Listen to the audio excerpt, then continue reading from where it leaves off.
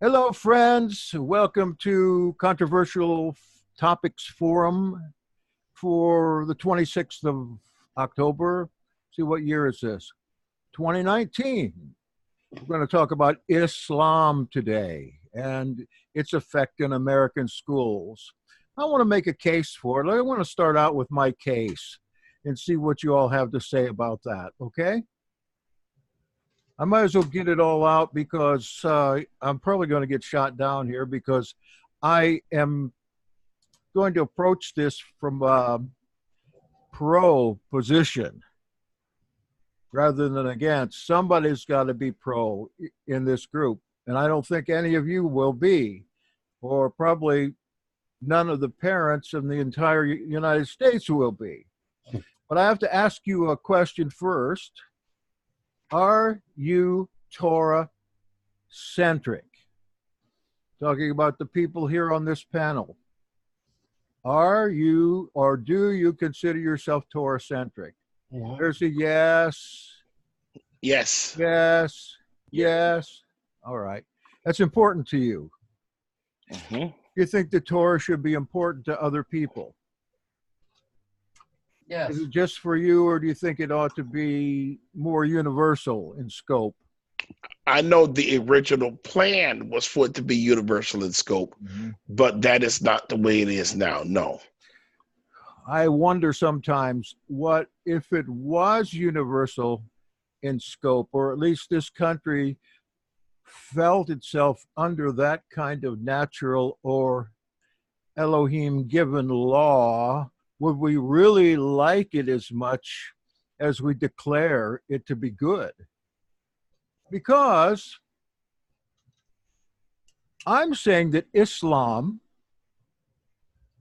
is good for our children because it is, in fact, more Torah-centric than our Christian background or whatever Christianity has done for our system of laws. Look, Sharia law, for instance, it's a more literal representation of Bible law. Like, it gives equal recompense, eye for eye, tooth for tooth. Like, for instance, thieves, let them have their hand cut off. That's Torah. Homosexuals, they should be killed, thrown off a building in the case of Islam.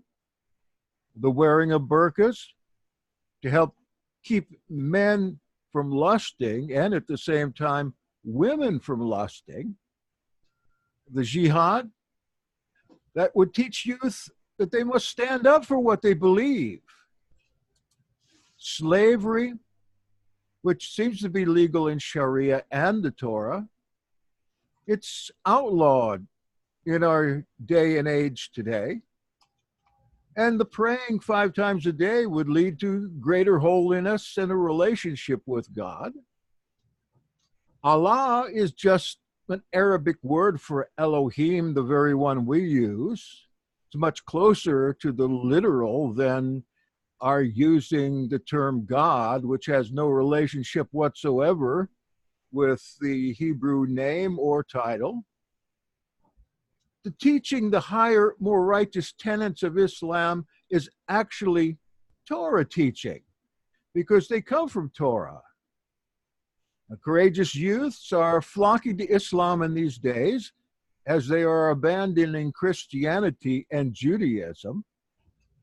And Islam deplores pagan beliefs like the Trinity and going to hell if you didn't give your heart to Jesus.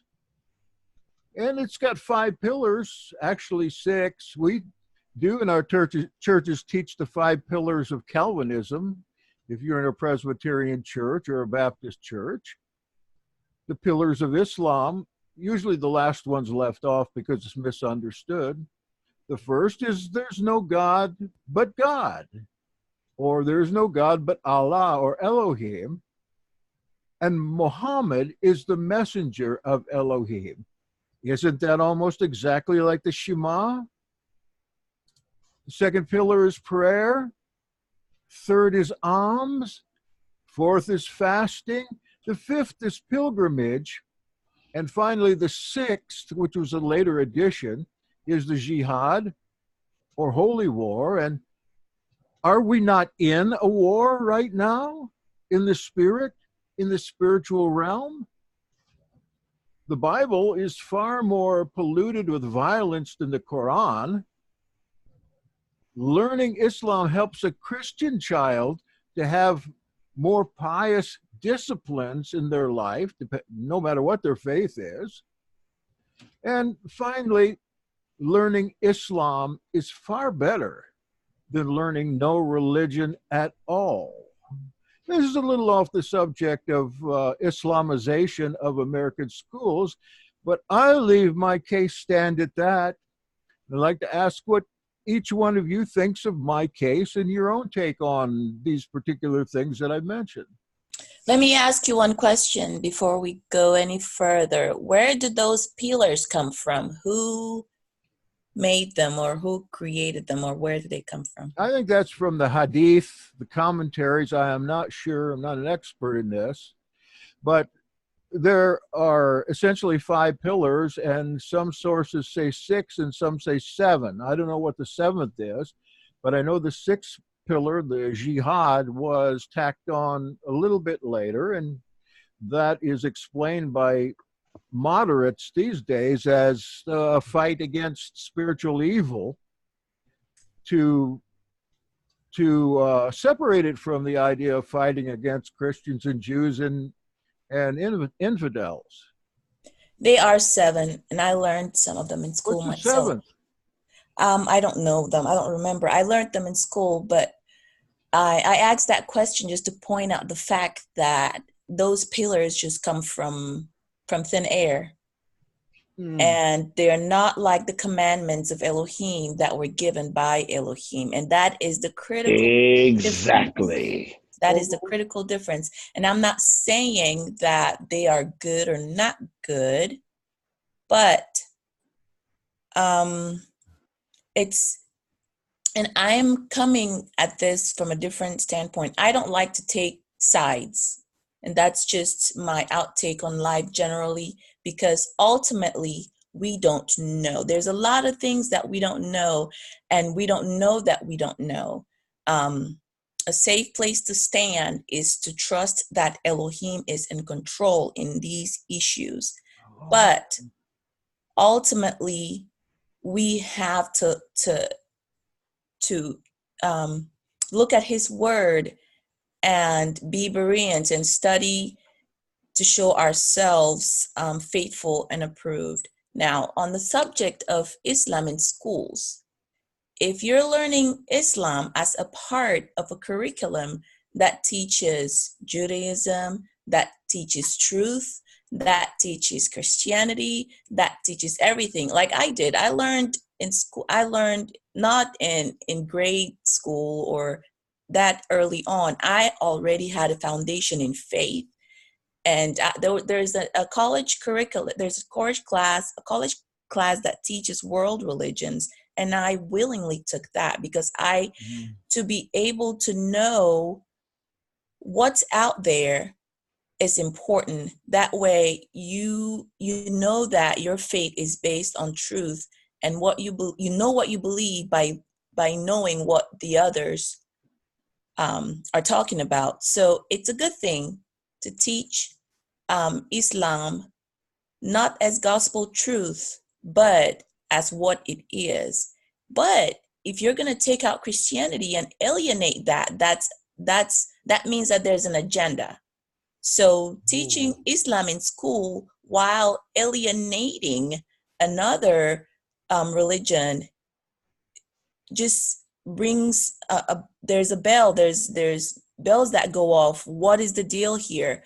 When I also learned world religions in school, we had assembly at 7 a.m. every morning, before which we said the Avinu, which most people know as the Lord's Prayer. We said that every morning during assembly, and we learned world history, we learned civics, we learned a lot of things that the children in school don't learn today. But Islam is a big part of the curriculum. So to me, in my personal opinion, there's a huge agenda, that there's something else that they're not telling us. That's not just about learning about another religion. It seems like you're right there. I mean, it's hard to believe when you look at some of these facts about how the schools, colleges are becoming Islamicized. It just seems like that, according to the textbooks, that religion is greatly emphasized. And sometimes I wonder, is it because the Education Association, they're turning Muslim? Or is it because they're scared of Muslims? Or is it because they believe that the United States will be Muslim by 2050, 2060? Where were you, by the way, was that in college that you took the world religions class? I took that at the University of Memphis in college, but we also learned it when I was in high school in Cameroon. We studied world religions. Well, Tennessee and Kentucky are two really battleground Bible Belt states that, whereas parents are coming against the Islamization of their children, and particularly on two accounts. One account is that Islam doesn't teach that people, unless they go through Jesus, are going to hell. That's one of them. I wrote down another one too. See if I can find it. Oh, what was the other one? Trinity, because the Islam doesn't teach Trinity. These were two reasons cited in Tennessee by concerned Christian adults why Islam was bad to learn. No Trinity, no going to hell. I don't know if any of us here believes in either one of those things. I don't know. Well, they got to do better than that, though. I mean, if you got the whole fact that you can look and see that that Islam is, at least currently, who knows how it started out or why, or, I mean, history such that so long ago can be fabricated easily. But right now you look and see that what's going on in the world, it is not good. It doesn't, no matter what you say or what you believe, you can't just ignore the fact that Islam is at the head of a lot of terrorism. It is what it is. I mean, we don't see, while you could say there are Christian terrorists, there are Hindu terrorists, I'm sure there are them, and there are Jewish terrorists as well. But the prevalent majority is Islamic terrorism, and where they might say it's a piece, the radical or maybe the one that is the normal Muslim reads it and says, no, I have to wage war against these people. So, you've got such a divided thing, and in scripture, there are specific rules. There's one rule in Torah and Deuteronomy as to how you fight those nations that Yahweh wanted to be put under the ban, and then there's another when you're fighting enemies far away that are not under that rule.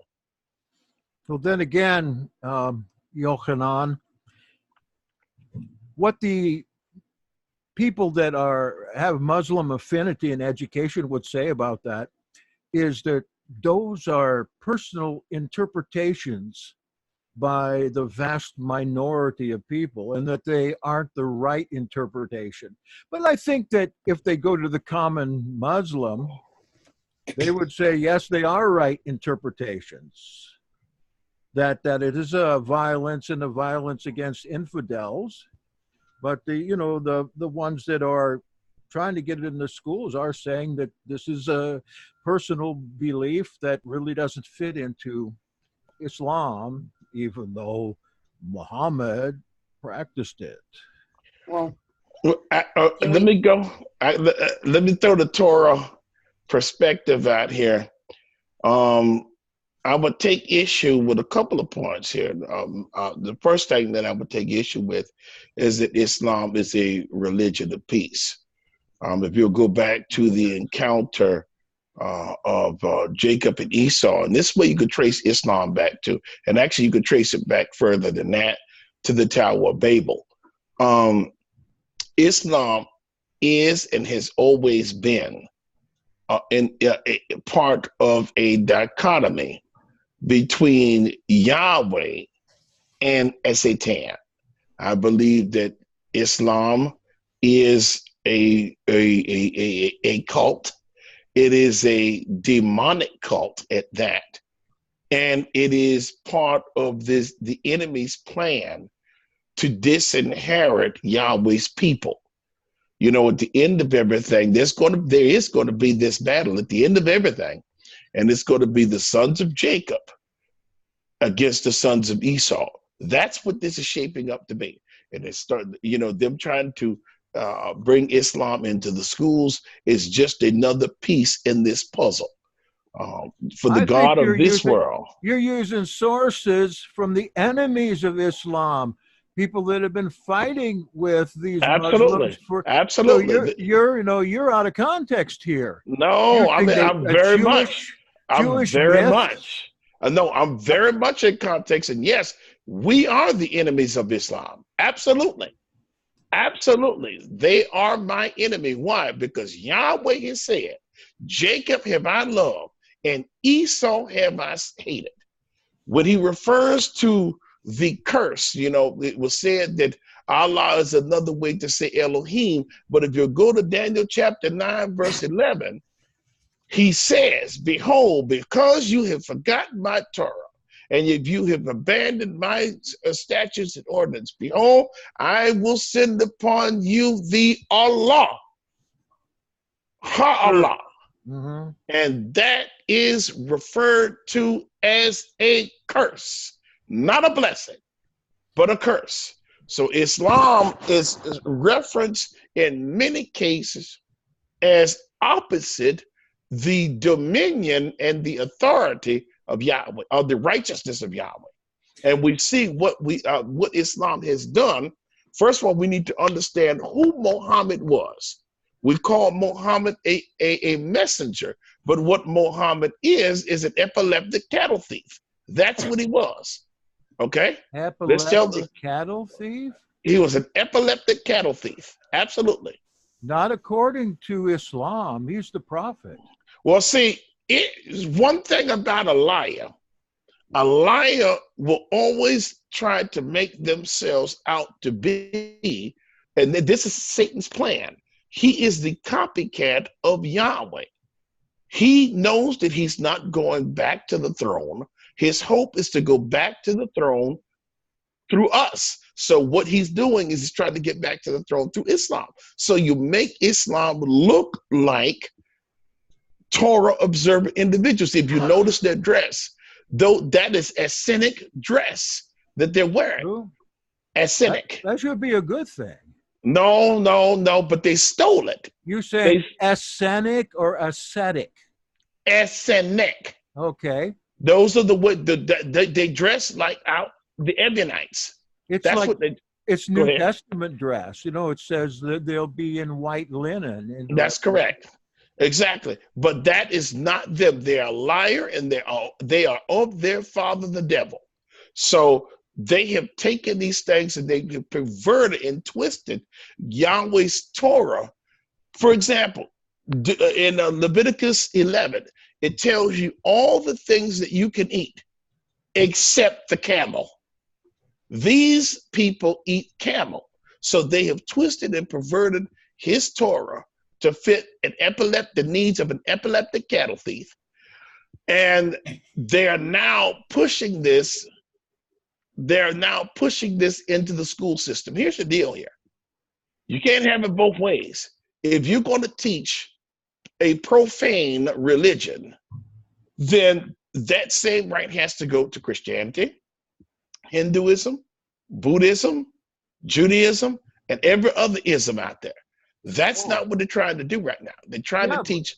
There are churches and synagogues and multiple churches, especially in every country. And a lot of the churches don't want anything to do with government associations. But anyway, I will concede that point. So Islam, I believe, and I'll say it again, and even according to the Torah, You see it in the narrative from the beginning all the way up through the prophets and even through the New Testament and even afterwards. It is a religion of the devil. It is a doctrine of demons. After all I said about how wonderful it is, Oh, they're not wonderful. and then Go ahead. you use Jewish fables. Oh, no. Against it. No, the biggest fable is that epileptic lying cattle thief. Is that why I'm itching all of a sudden? Camel fleas. Allyson, go ahead. I've got a little bit of a historical perspective, because it's always said that Christians started the battle with the Muslims and the Islamicists back in the Crusades. So I'm going to quote this from an article and just read it. Let us review the Muslim conquest. In 624, Muhammad led a raid for booty and plunder against a Meccan caravan, killing 70 Meccans for mere material gain. Between 630 AD and the death of Muhammad in 632 AD, Muslims, on at least one occasion led by Muhammad, had conquered the bulk of Western Arabia and southern Palestine through approximately a dozen separate invasions and bloody conquests. These conquests were in large part, quote-unquote, holy wars, putting a lie to another statement in the U.S. News article that proclaimed the Crusades, quote-unquote, the first holy war, as if the Christians had invented the concept of a holy war.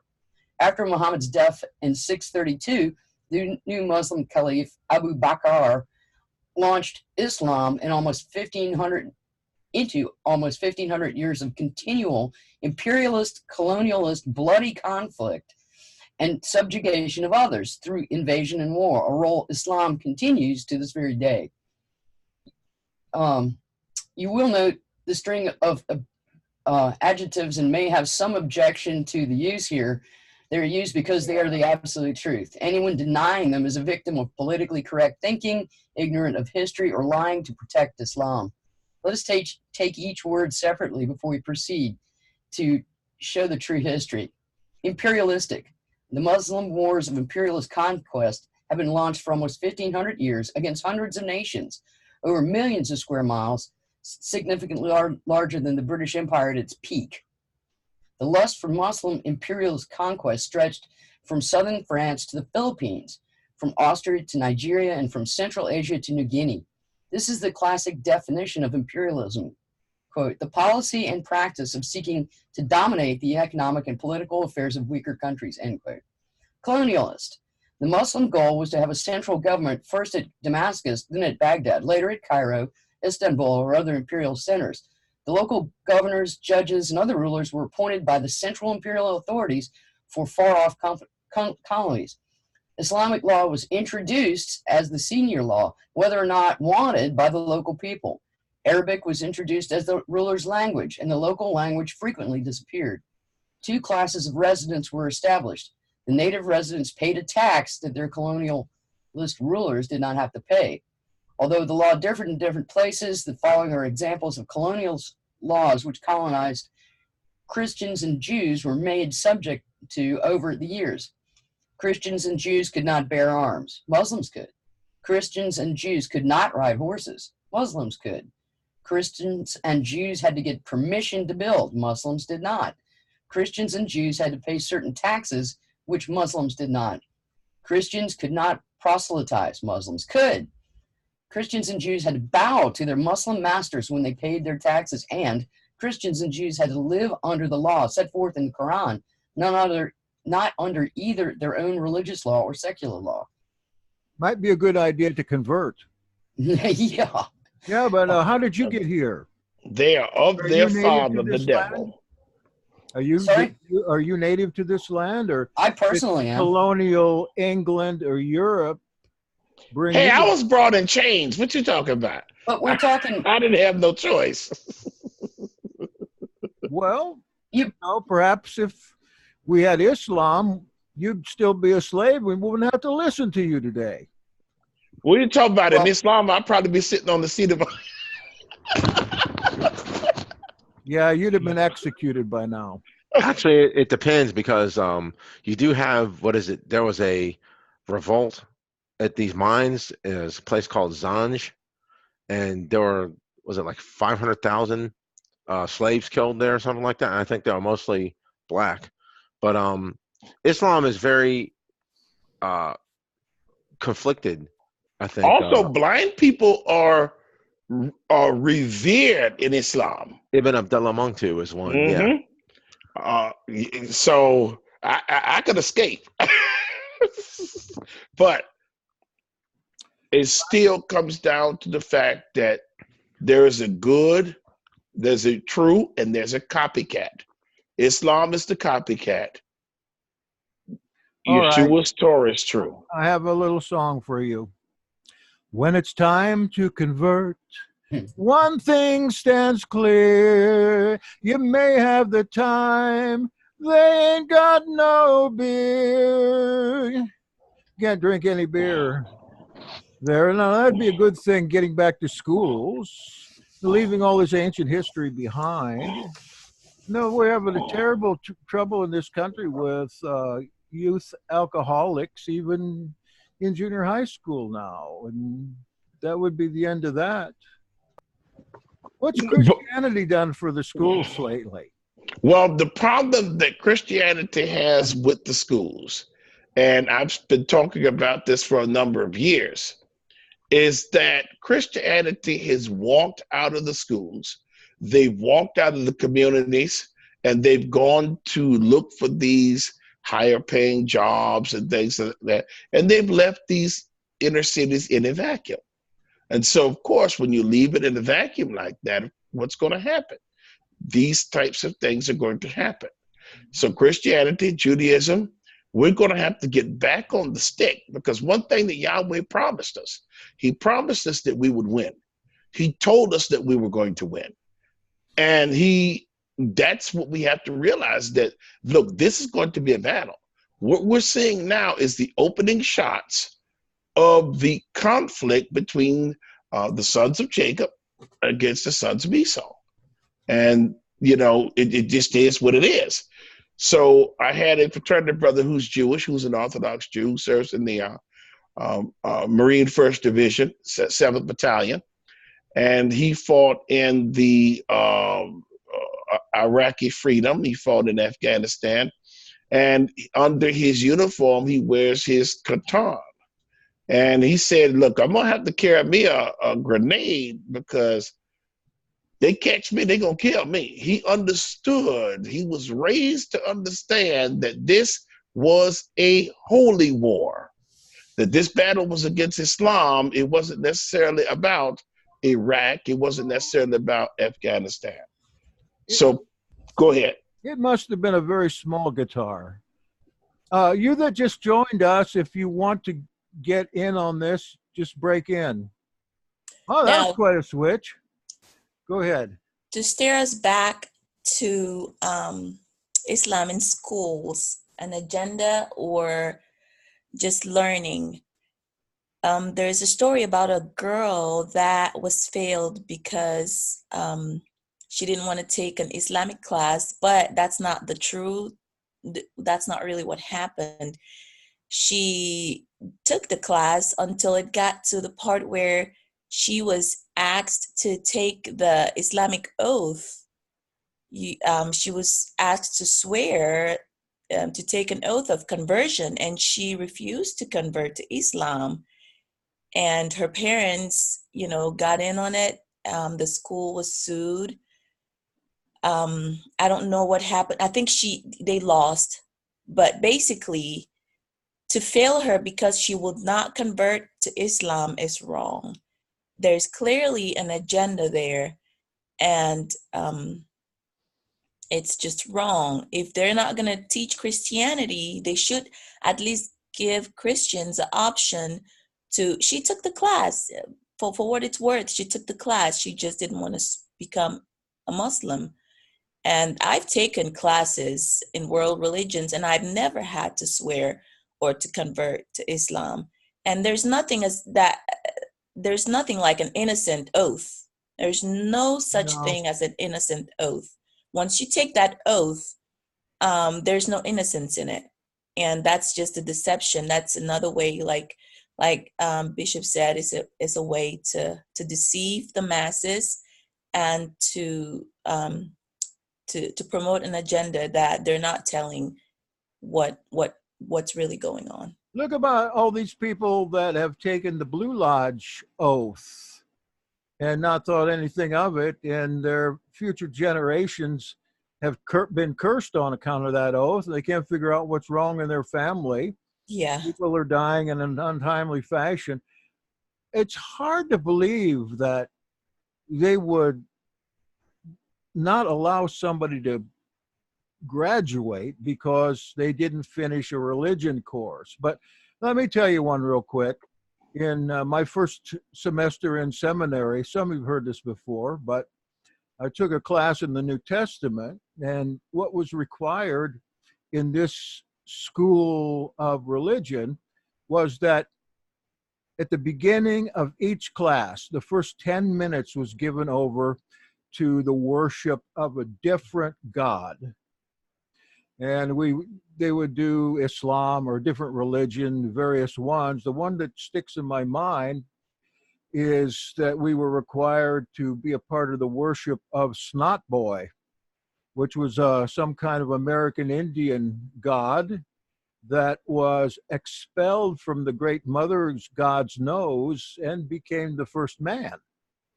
So what can you do about that? Yes, it would disqualify you from collecting that credit, but I wouldn't participate in that. But I had to be silent about it once I made my my opinion known about that I couldn't participate, but I had to sit at the desk one way or the other.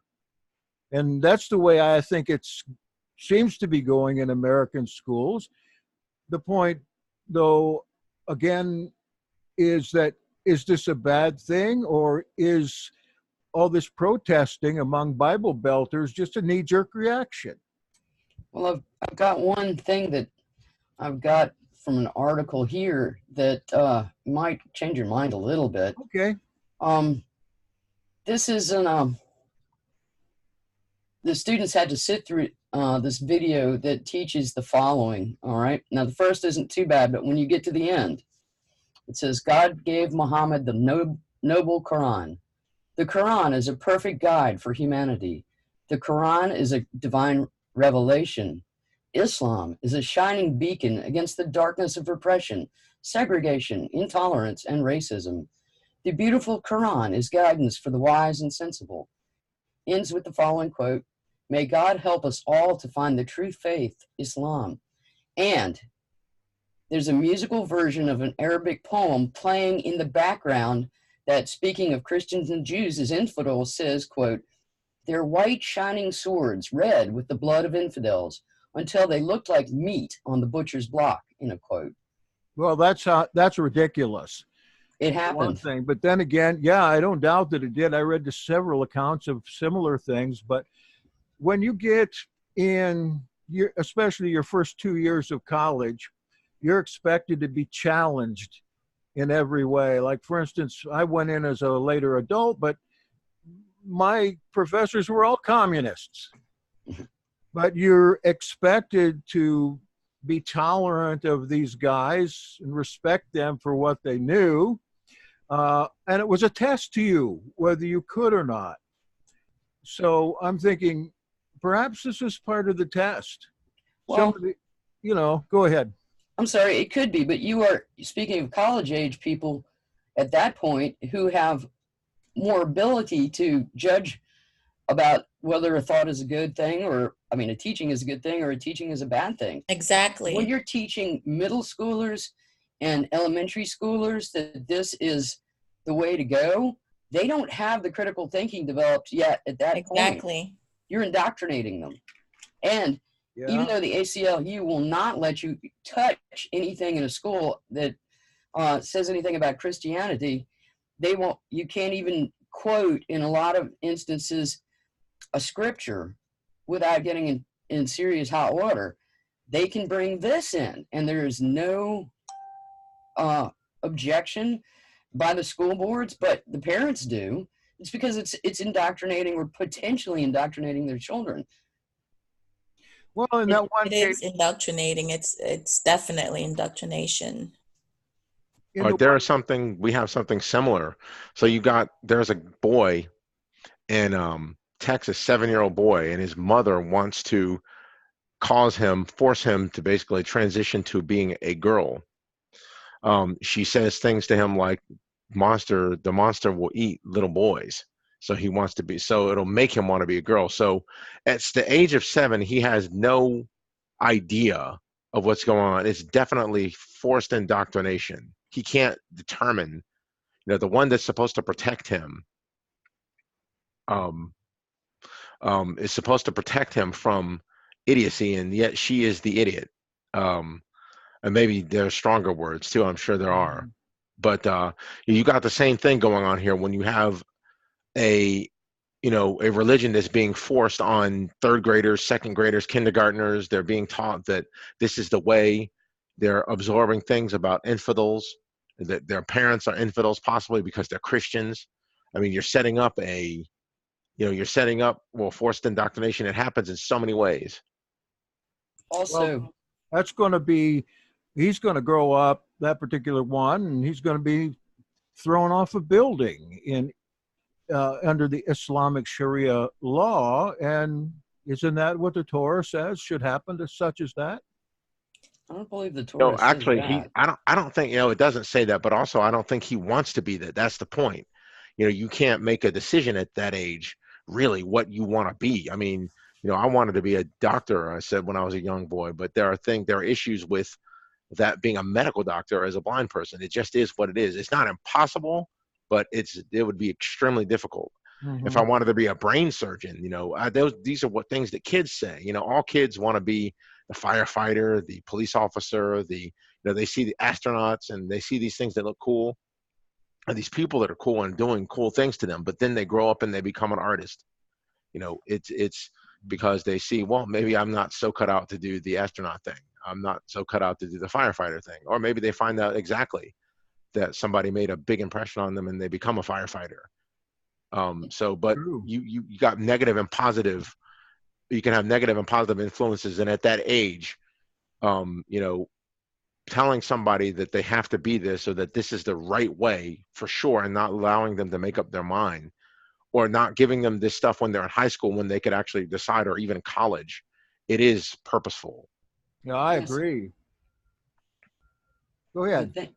And I agree with your example, Governor, because that unfortunate young man is having to listen to, and at that age just does listen to his parents. But in the case of schools now, so frequently both parents are out and working, and they leave pretty much most of the rearing of the child to the public schools. If the public schools are basically indoctrinating them in believing in Islam over anything their parents might have mentioned, then they are taking a crucial guiding role at an impressionable age with these children. Mm-hmm. And I think that it shouldn't be allowed, because the schools have fallen into the position of pseudo parents for these children. And I think that it should be devoid of any sort of religious instruction until they're old enough to think about it critically. Yeah, and I hit on it right there, I think. I think I disagree with that, because when I was in school, I was raised in a system that taught Christianity and Judaism. I learned a lot of what I learned foundationally about Judaism from the public school system. I grew up in Miami-Dade County, big Jewish community there. And I learned about Hanukkah. I learned all of the songs. I hear some of the Jewish songs on Kol Barama now. I'm like, oh my goodness, is that where that comes from? Because my brain connects back to when I was 5, 6, 7 years old. These are things that we were being taught. And we turned out fine. What's the problem now? I think the issue has always been when we stripped religion, particularly Christian Jewish religion, from the public school system, then we ended up with a vacuum, and now everybody and their mama is going to come in there with their perversion. Well, that's true, and I respect your example. I think it's very valid. But if we don't want to be accused of indoctrinating people ourselves, we have to keep it out. I would respect a decision by a school board to keep all of it out and let the parents do what they need with the children at a young age to teach them their ways and teach them their values. If if the school currently won't allow any Christianity or Judaism in there very much, just real basic parts of it, but they spend a whole lot of time and materials teaching about Islam, it's stacking the deck onto the side of Islam. But if all of it was taken out and it was forbidden to be taught in school until they were older, then the parents would have a chance to do what they need to do. The parents in their whatever religion they follow, their own community could instruct the child, and he would be better prepared to listen to a comparative religion course when he's a little older. But I wish we were in the time and place where we could do things the way that it was when you were brought up. But in the current climate, I think it's better to have nothing than to have one that can be pushed over the other. Well, that's one of the tacks of, say, the Adventists and the Bible students. Keep religion entirely out of the schools. Let religious organizations form their own schools, and then let students be put in parochial schools for that very reason. Then there would be nobody complaining about anything. Yes, it would be best. I grew up in a time when they taught religion in the schools for a couple years, and that was Christianity. And I remember that there were children in the class, this is 4th and 5th grade, that their parents took out on account of that. They were Jewish or something like that. I don't think there were any Muslim at that time, but I benefited very much from those classes. And they led me in a way to go into the ministry. But had it been open to any religion at all, hard telling which way a student who's not formed would go. But then, parochial schools usually have a much higher ability to educate anyway than public schools. So, though, charter schools and so forth have been, they've been in and out of fashion. Right. And you never know from one day to the next what the education association is going to do with them. Well, here's my concern, and this is one of the things that happened. A lot of people they took their children out of public school, took them to parochial school, they took them to charter schools. But the people that really, and it's one of the reasons why I still say that this battle has to be fought. The people that really have to fight this battle are the people that were raised like I was raised. Low income, African Americans, minority communities. They're the ones that are having to deal with the consequences of what's being allowed in the public school system. So, and those are two very religious communities. And so I'm for the old school. I'm like, listen, out with them, and let's just keep it the way it was. Okay. It didn't hurt none of us. As a matter of fact, like you said, many of us that got out there and got in the world, we had a seed planted in us through the church and through the school system, because some of the people that went to our church, they worked in that school system. And so they were able to watch you and guide you and pray for you. And when you got older, guess what? You came back to it. Well, we had this woman that came along in the early 60s named Madeline Murray O'Hare, who was able to single-handedly get religion banned, especially Christianity, banned from the schools. She was an atheist. Interesting point about that is her own kids are about my age. Her oldest son became an evangelist. I wonder how that happened. There is still some measure of the calling, or what Elohim impresses on a person's mind as to what they want to be. But I'm still thinking that probably the Adventist way is the best way, practically. What do you all think? Well, describe the Adventist way. You mean of evangelizing? Oh, no, you keep, well, I guess so. You keep state out of religion entirely. You keep religion out of state entirely. And if a particular religion, like the Seventh-day Adventist Church, is famous for its universities and public or its regular school Parochial programs, schools. Yeah. yeah, then let the parents send the kids to these schools instead. I think America's biggest problems is because of that right there. Okay, tell me about that. Because I don't care what anybody else says, this country was founded on Torah principles. And I understand that we need to respect what people believe, but the principles that this country was founded on are the core. That's what the Constitution is based on.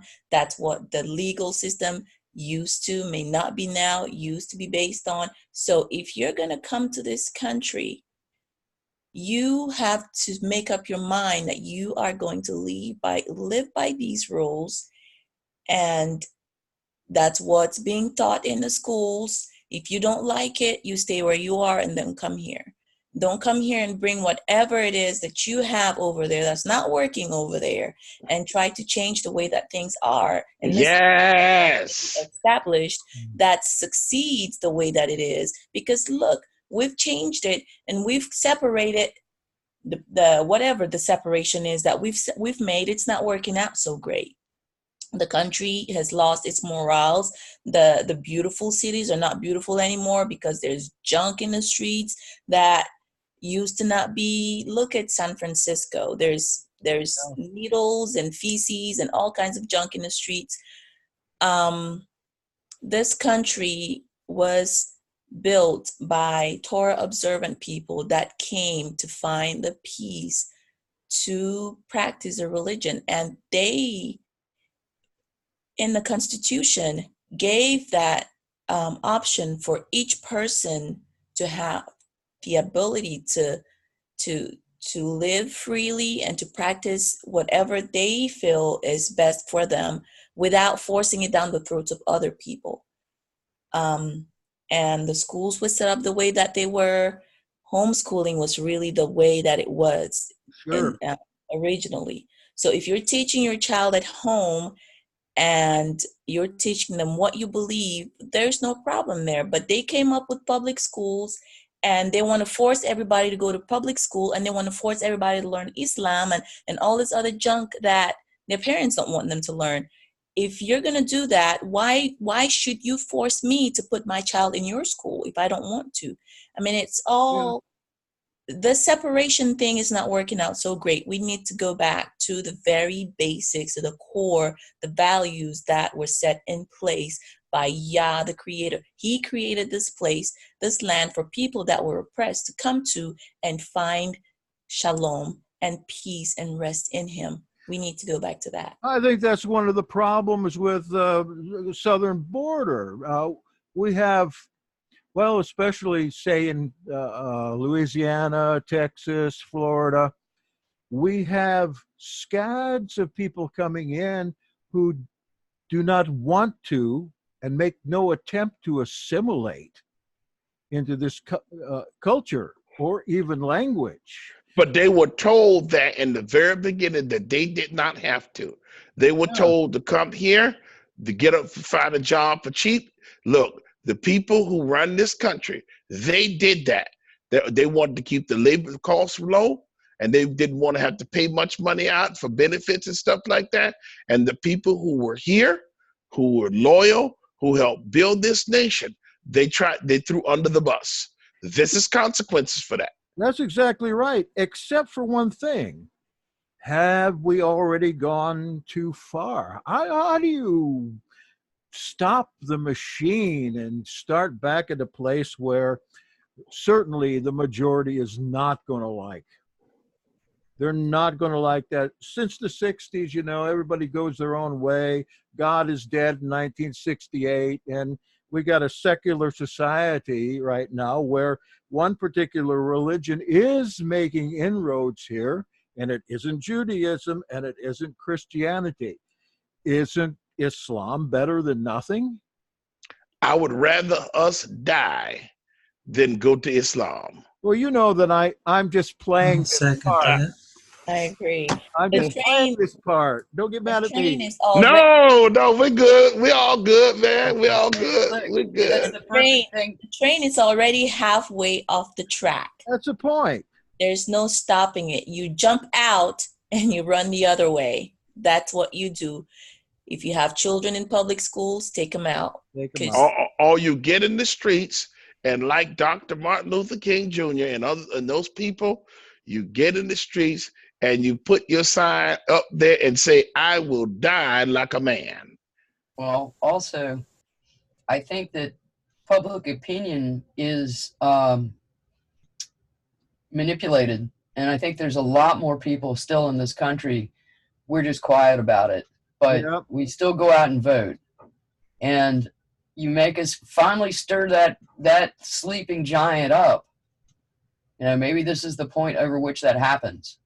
I think there's still a whole lot of people who believe in the same Elohim that we believe in and still believe in his laws. I mean, not necessarily the Hebraic ones, but in the commandments and in what our master Yeshua taught us, you know? And I think at some point, and I hope this is it, because it is getting awfully late, that they'll stand up and say, oh, we're not taking this anymore. We're going to vote all the thieves, rogues, and scoundrels out of office. Send me to the White House. Yeah. We'll take care of this in 24 hours. Isn't that exactly why we, the few of us, are doing this right now? Absolutely. That's why we're in somewhat of a debate mode. I know there's not many on here, but this goes out to hundreds, if not thousands of people through podcasts. And it will Absolutely. for years to come. So we're trying to make our contribution to a restoration of an America that believes in the Elohim, Yahweh of the Hebrews, and we'll say the Christians too. That's our whole intention here. Here's a This is a thought, secular world. Okay. Jack, that, you know, Christianity, when we're talking about Christianity, we're talking about Protestantism mainly, and you know, the forms of that would be prevalent in 2019. Now, the founders, some of them were Puritans, some of them were mostly Puritans or something of that sort. You know, you know, they had a problem. There was a big problem in the past with Catholicism. They But gave those, their own states. yes, I think Maryland, Maryland was a Catholic state, or became a Catholic colony. Carolina. Yep. Yeah. So the Christianity has some problems of, I guess, homogenization or lack of that, because now we're so divergent. You know, Christians, can't agree on anything. The Hebrew roots is a whole other issue, or that the Messianic type movement is a whole other issue, but they can't agree on anything. You know, so if you're going to try to fight, you know, being united would be a great thing first. Yes, or we could become a denomination of Christianity when really in the course of it, we really are Jewish Christians. We reject, I hate to use the term Jehovah's Witnesses, but they consider themselves a Christian denomination, but they have very little in common with Christians. Yet the same with Seventh-day Adventists. They have very little in common. Well, I guess they have more in common than the Jehovah's Witness, but you know, worshiping on the real Sabbath is something that sets them apart. And other Christians are going to say, well, you know, Sunday is the Lord's day, and you're doing wrong because you're not accepting the grace of Messiah or Christ because you haven't switched to Sunday. There are people like that.